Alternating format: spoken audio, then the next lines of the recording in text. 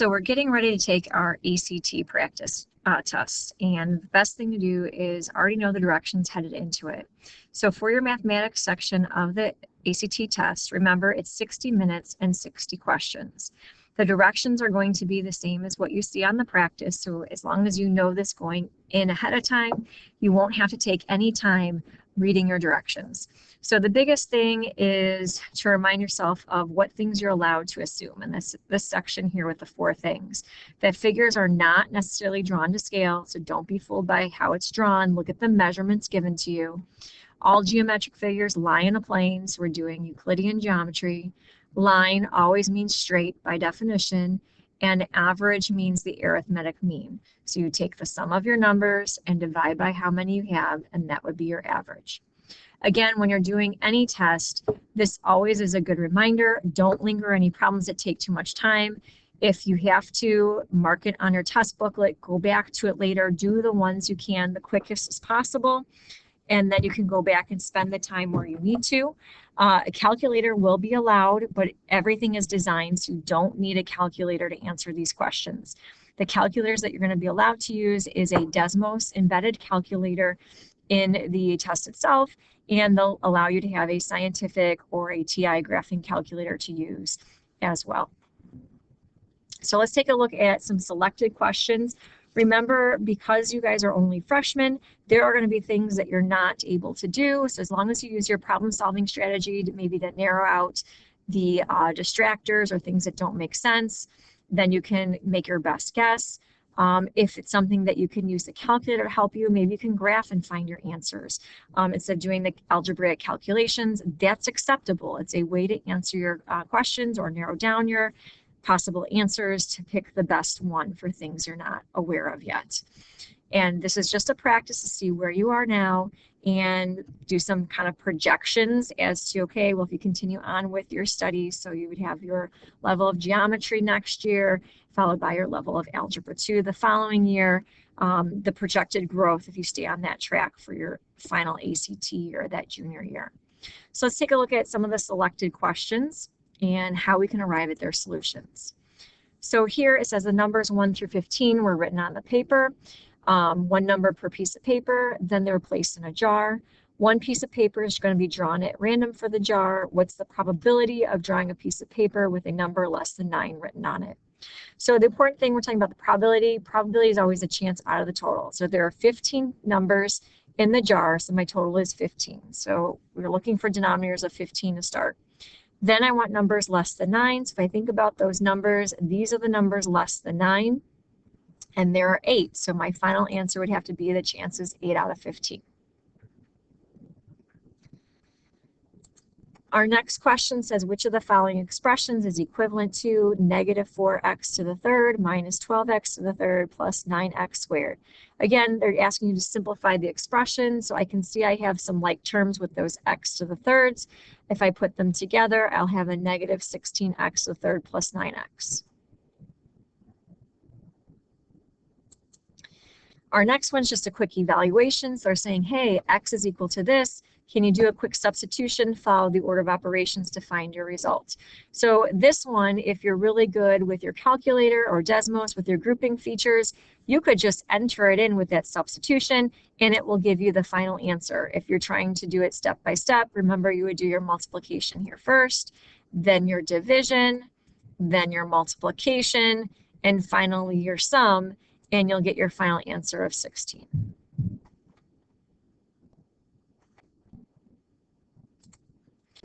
All right, so here what they want again is simplify the equation or evaluate the equation. We're talking about doing some absolute values, and we've talked about this before, how the absolute value measures the distance from 0. So we're going to simplify each absolute value, talking about the distance from 0, and then we'll take care of that subtraction. So the first one will simplify to a 2, and then the second one is negative 5, but saying it's 5 units away from 0, so I'm working with that. So 2 minus 5 would give me an answer of negative 3. And again, if you're good with your calculating device, you could just type this in and you'd get your answer fairly quickly. Our next one, we're trying to find equivalent expressions to the one given. So here, this is multiplication. A lot of you like to multiply using the box method, or you like using your arrows to figure out what you have. Just remember, if it's a 2 by 2, right, a binomial times a binomial, you're going to get 4 terms left and look to combine like terms. So if I did my distribution, I would have a 12c squared, a 4cd, a negative 9cd, and a negative, 3d squared. So again, I've got some like terms I can combine, so it would be a negative 5cd, and so there would be my final polynomial, 12c squared minus 5cd minus 3d squared.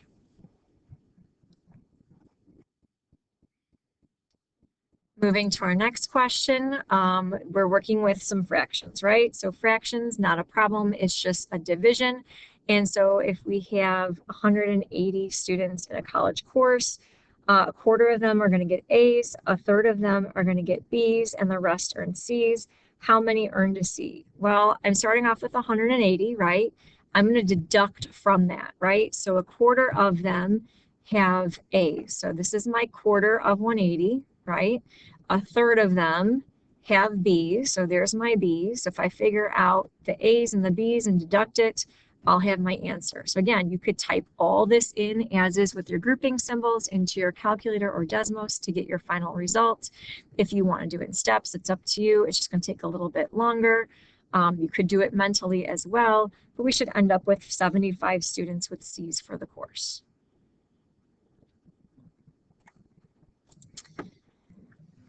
So for this one, we're talking about the number of fish in the pond. They gave us an equation to model it. Notice it's an exponential equation, and X represents the number of years after 2000, right? So X being 0 means that's happening in 2000. X being 1 is 2001. So if I want to find the population in 2006, that's 6 years after it started, my exponent is going to be a 6. So again, you can type that right into your calculating device, and you're going to end up with 192 fish.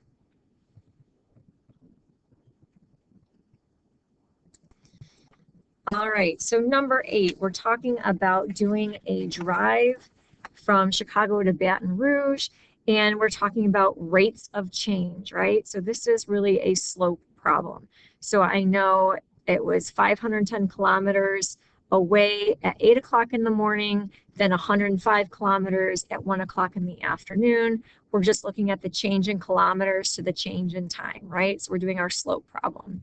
So change in kilometers, change in time. Again, we're just figuring out what's in the numerator, what's in the denominator. If you wanted to type it into your calculating device all at once, we just throw parentheses around that numerator, divided by what's in the denominator, hit enter, and that would work. If you didn't want to do it that way, but find them individually, right? There's our rate in kilometers per hours. Do your division, and you're going to have 81 kilometers per hour.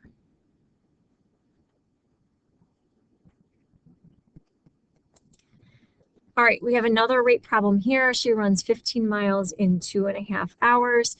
What's the average number of minutes it takes her to run 1 mile? So we have a rate, but if you notice, the time is different. We're talking about hours, but we want it in minutes. So we want to think about what's happening, right? So I'm going to do a conversion here with our time. So if it's 15 miles in 2.5 hours, again, I want to end up with minutes. So since I have hours in the denominator, I need hours in the numerator to divide out those units. And I know 1 hour has 60 minutes in it. So the hours will divide out, which is what we wanted. So it's miles per minute, right? And so I can just do the calculations now. 15 times 1, that's 15. 2.5 times 60, that would be 150. Divide that out. There's a common factor of 15. That means I can do Katerina can run 1 mile in 10 minutes. And so 10 minutes is what they wanted to know, right? How many minutes would it take to run 1 mile? So when you have unit conversions, again, look to see what you want to end up with, and then you can position that change in rate so that those units can divide out that you don't want, and you're left with units that you do want.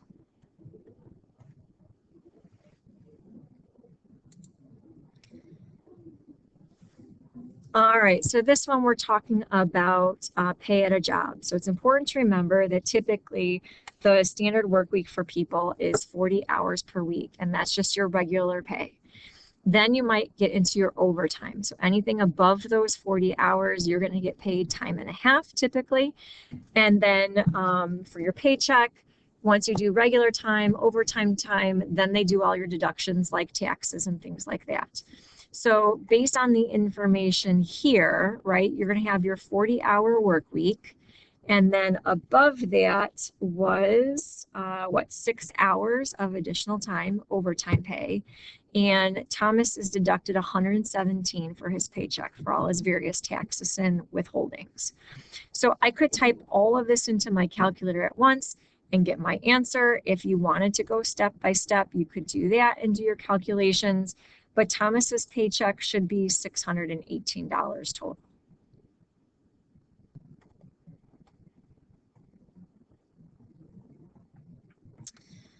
Continuing right along, we have a produce pricing, and it's based on the number of bags that you order and how much it's going to cost you.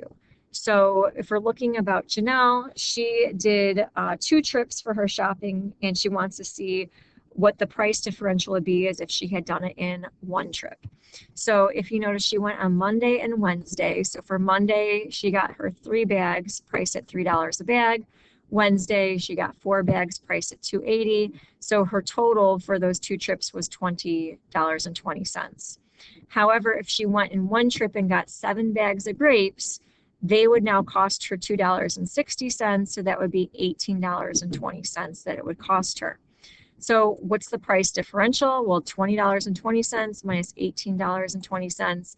It costs her an extra $2 by doing the 2 shopping trips versus 1 shopping trip.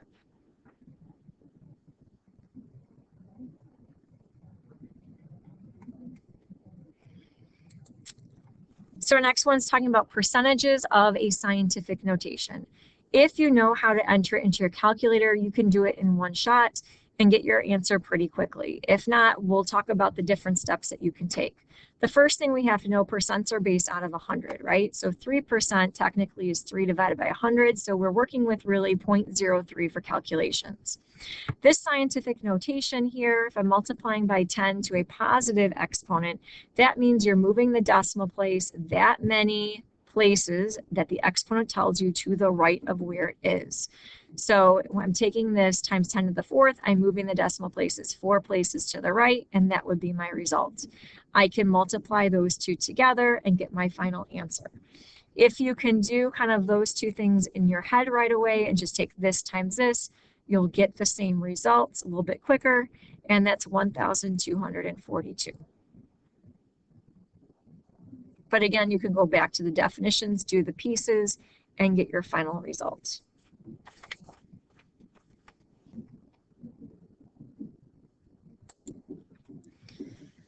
All right, here we have a linear equation, right? We want to solve for x.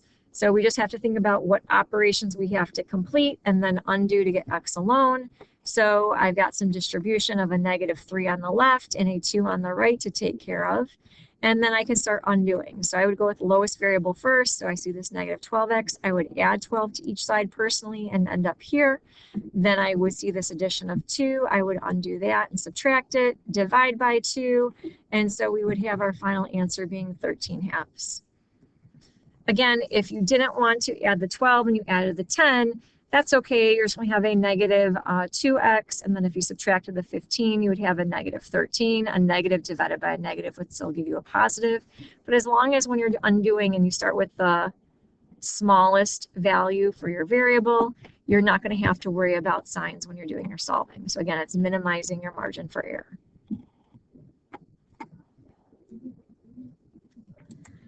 All right, our next question, we want to know what 27/64 to the -2/3 power is. This one, just substitute it into your calculating device and get the answer super fast. This does need some parentheses though, right? We got to do the 27/64 in one set to the power of, and that power needs to be inside parentheses, -2 divided by 3, and that will guarantee you that the calculator will do those items correctly for you, and you're going to end up with 16/9. If you're using Desmos, remember you can click on the answer to convert it to a fraction. If you're unsure, you can just, on a graphing calculator, hit Math, Option 1 fraction, and then Enter, or Math Enter Enter. It will do it for you. Scientific calculator folks, you're going to have to check the settings on those to get your results. You also could just get the decimal equivalent and check the decimal equivalents with those, and then be on the right track. That's just going to take you a little bit longer though.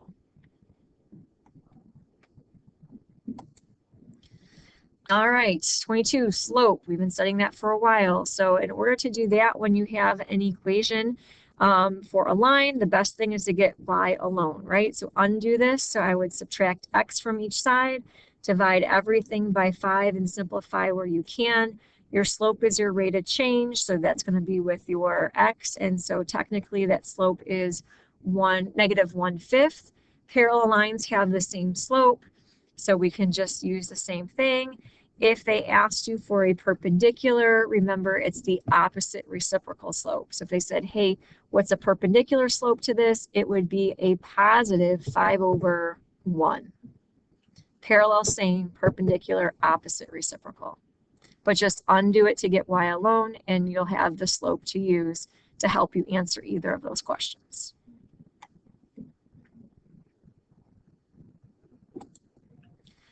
All right, 24, we're looking at some positive integers that are divisible by both 15 and 35. So we want to find the least positive integer in the set. So personally, I would think about this as two linear equations, and you want to see where they're going to cross. So if we're talking about integers of multiples of 15 and 35, I would put y1 as 15x. I would put y2 as 35x. I would graph them and see where they cross. And that would be the fastest way to do that, unless you're really quick with your multiples of 15 and 35. You would get 105 very quickly on your graphing devices.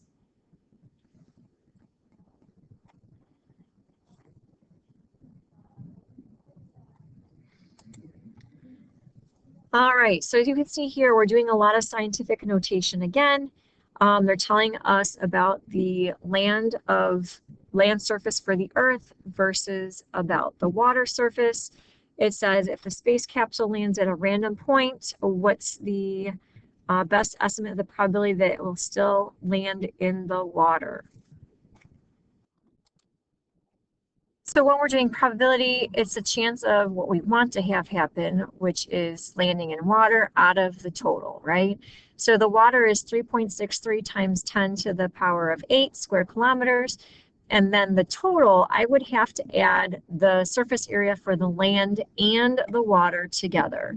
So I would thinking about like this, okay? So in the denominator, I'm just going to add my 1.48 and my 3.63 because it's still going to be 10 to the power of 8 no matter what. I'm adding those. And then I want to simplify, right? Divide those numbers. Well, 10 to the power of 8 divided by 10 to the power of 8, that's 1. So I'm really working with just 3.63 divided by 5.11 to get my answer. So if I can do that really quickly, that's about 71% chance it will land in the water. So again, we're talking about probability, the chance that something happens out of the total. I had to put the two surface areas together for that.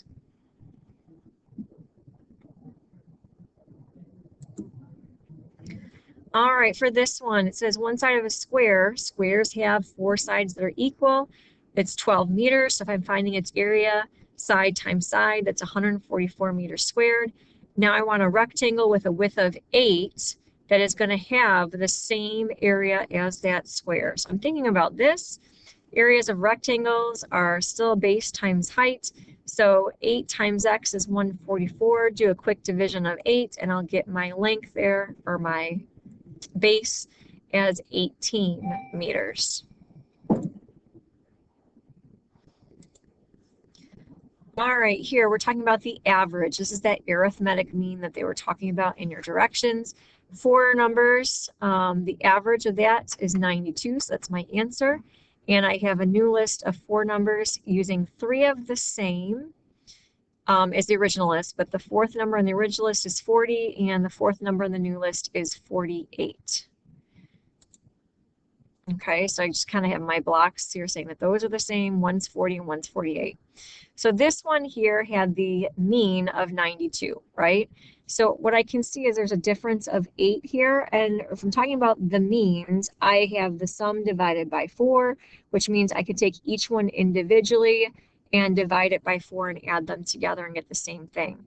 So since I'm talking about a difference of 8 there, if I think about 8 comparing to 2, it's going to increase my average by 2. So that should be 2 more than before. So I ended up with my 94. All right, last question. If a publisher charges $15 for the first copy of a book that's ordered and $12 for each additional, what expression could you do it? So again, no matter what, you have to pay $15 for the first copy, and then for each additional, you're going to pay more. So I have to have a baseline of $15, and I'm adding to it $12 for every book. It looks like they're using Y to represent books. So the only answer option would be G to show that. Again, 15 to start plus $12 for each additional. I hope you found these practice problems helpful in getting ready for your practice ACT coming up in April. If you have any other questions, let me know.